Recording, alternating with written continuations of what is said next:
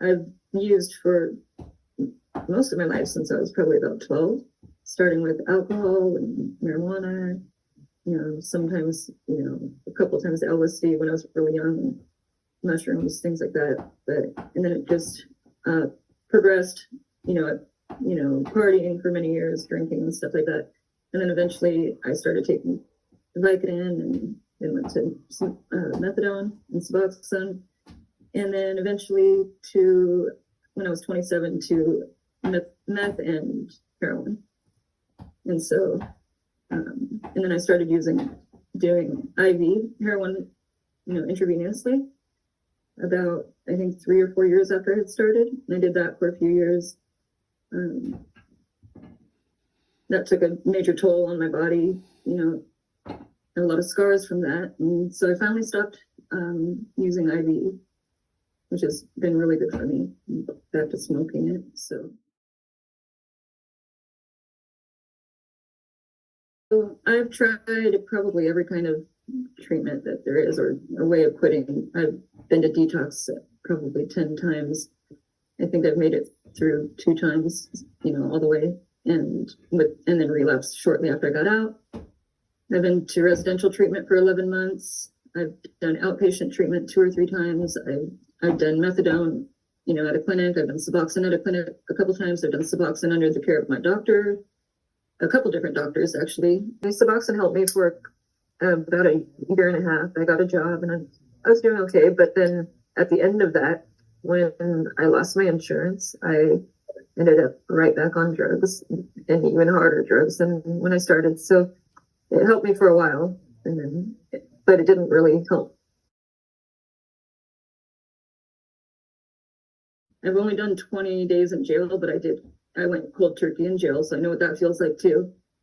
And it was probably the hardest experience of my life, to be, trapped in there, and to be, talked to the way that they talk to you in there, and to just you can't leave, and you can't do anything about it. And so I really struggled with it the whole time I was there.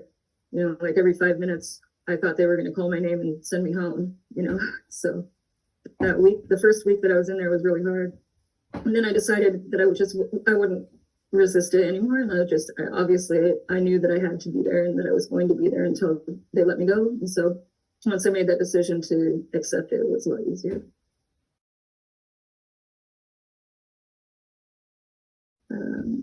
I was homeless for a few years, and then my mom bought a house, which had an extra little cottage on the property, and I ended up moving in there a couple of years ago. How long was it now? Maybe 3 years ago. And so it's been a slow process, but I feel like I've made a lot of changes since then, and grown in certain ways. Some might be more personal to me than what people can see. So I just started researching for ways that I could get off of heroin. So that's what I wanted to do, pretty much since I started it.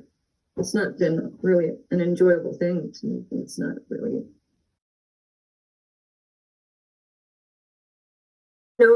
I understand that it's not an easy thing to go through.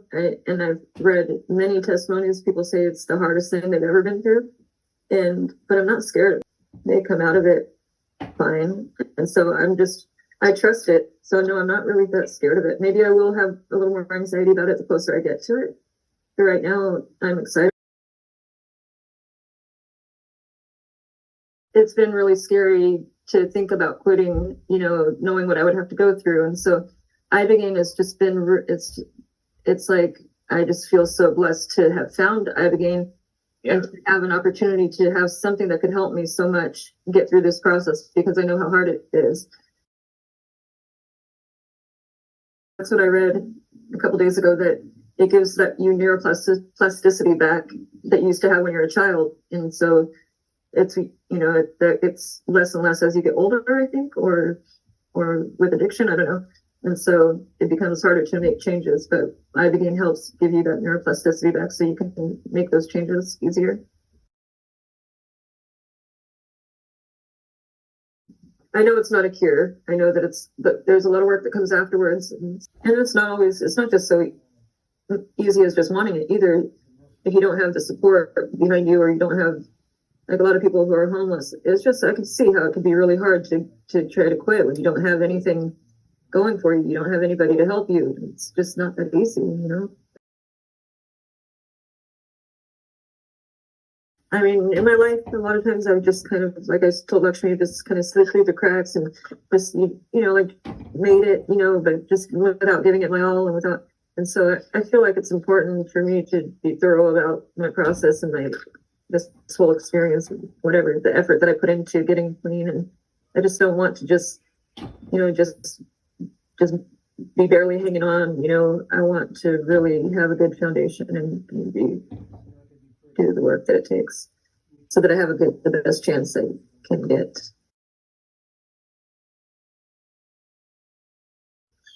Well, I've finished the book.